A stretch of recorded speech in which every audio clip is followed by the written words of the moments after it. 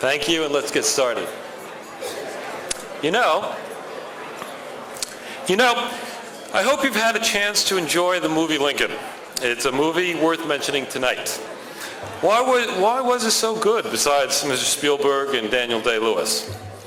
I think Lincoln captured the elevated dialogue of lawyers. For most of the historical characters were trained as lawyers, especially Lincoln himself. There is a magic mixture to being a really, really good lawyer and then judge. An alchemy that takes the leaden experiences of some unhappy disputants and churns out the golden threads of legal rules. We fill in the subsections and interlineate the paragraphs of the social contract. What was great about Lincoln the movie was to capture and make enthralling this difficult process of being really, really good at the law. But to do so for 20 years, 30 years, that's something special and not often encountered.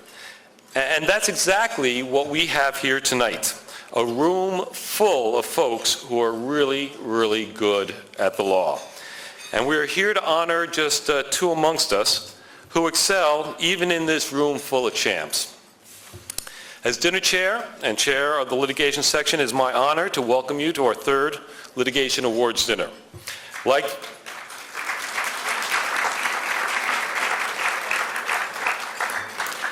the inaugural dinner, it's a sellout. Tonight, we speak to themes we all know and that our honorees exemplify: intellectual quality, professional depth, and personal continuity. That is not very flashy stuff. But these traits distinguish the best judges and the most acclaimed lawyers in our large and sophisticated Los Angeles legal community. We honored them tonight, but as Christina and Marshall would be the first to tell you, we do so only to remind ourselves what we all strive for. United States District Court Judge Christina Snyder is a native Californian and a graduate of Stanford Law School. Christina was a well-known business litigator in Los Angeles at Wyman Boutzer and married another outstanding litigator, Mark Seltzer, with Sussman Godfrey. She served as the first woman president of Public Counsel and is a past director of Beverly Hills Bar. On the recommendation of Senators Dianne Feinstein and Barbara Boxer, Christina was nominated to the federal bench by President Bill Clinton and has served with distinction since 1997.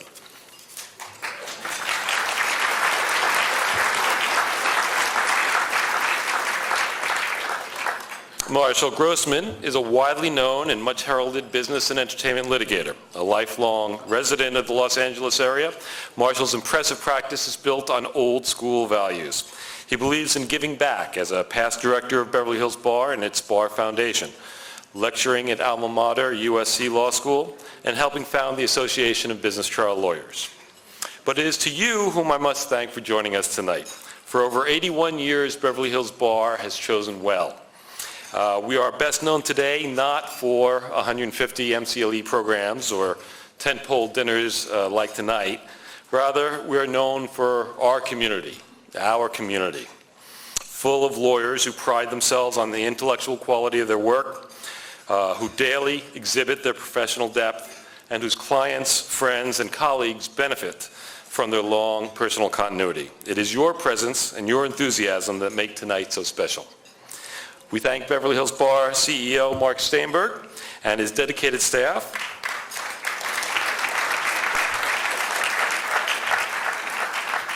Well, if you're clapping now, wait until you taste the dinner. It's fabulous.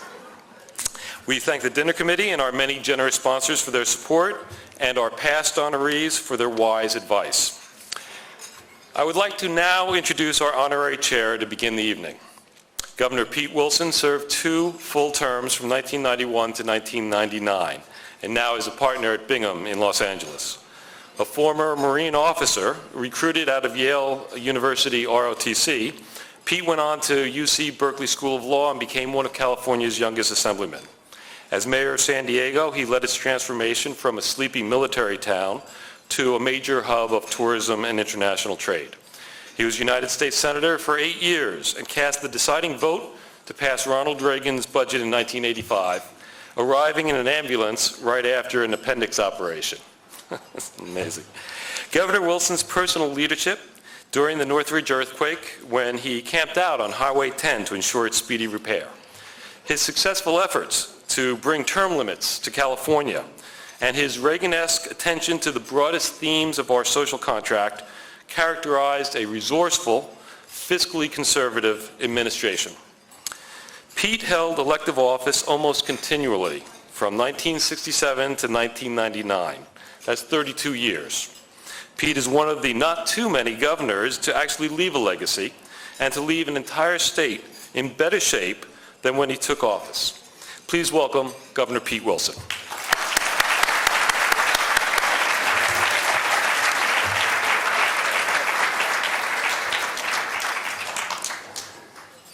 Well, thank you very much, Mark.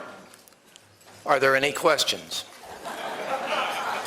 That was generous to say the least. I feel as though I should simply stand up here and let you gaze upon me for a time. I am indeed honored to be the honorary chair.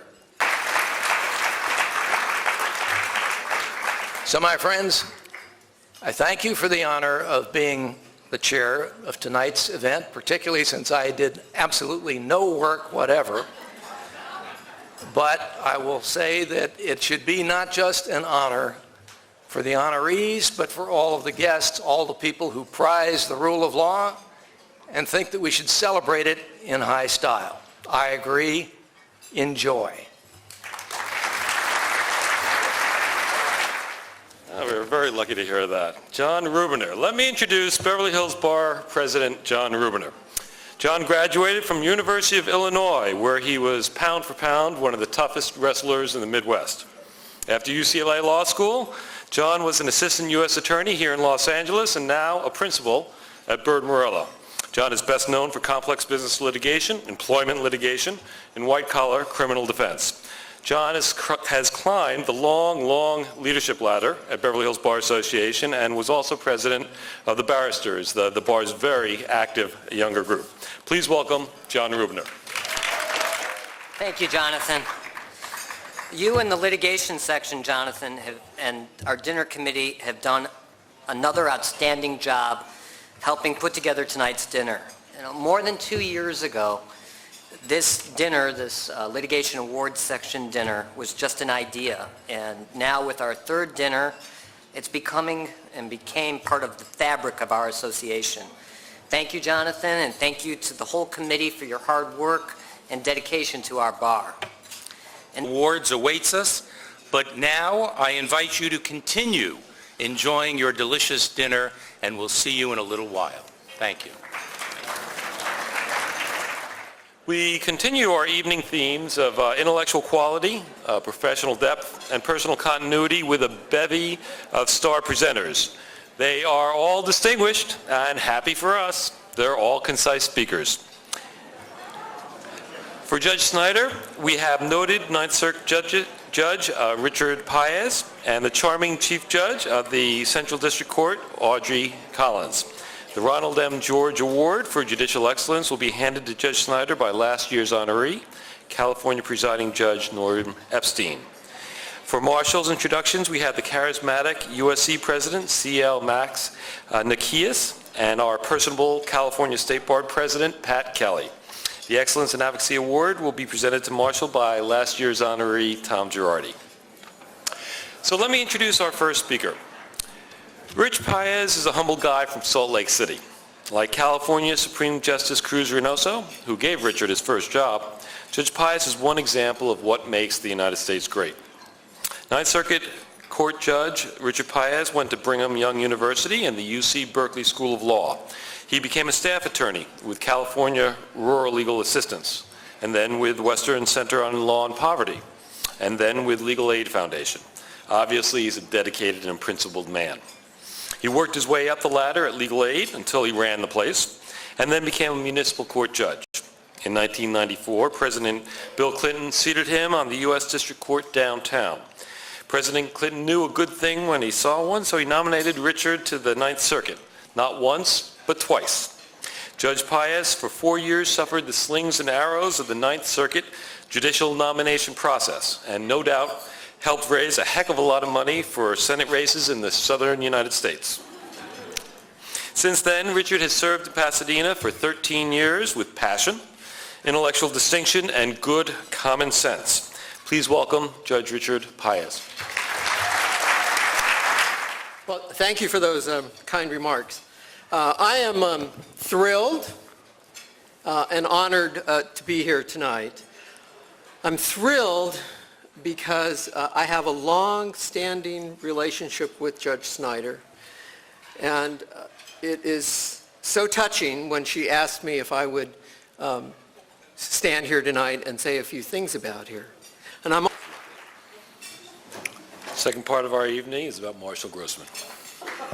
First presenter is USC President Max Nikias. And Max is a Renaissance man. He's been at USC since 1991 as a professor who taught both electrical engineering and ancient Greek history, as a member of the National Academy of Engineering and chair of the USC Hospital Governing Board. Max has moved from signal processing patents used by the Department of Defense to president of a university known for great sports and rabid fans. He's a visionary leader, moving USC from being one of the best schools in Southern California to a well-earned reputation as an elite international university whose student body comes from over a dozen countries.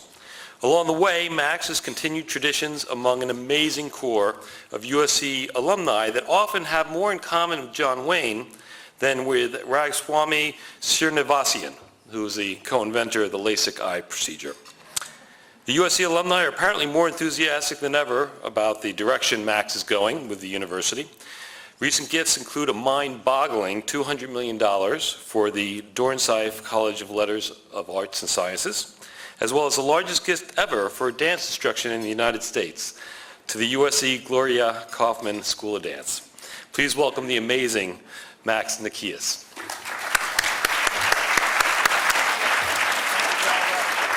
Thank you. Thank you. Thank you, Jonathan. Good evening, everyone.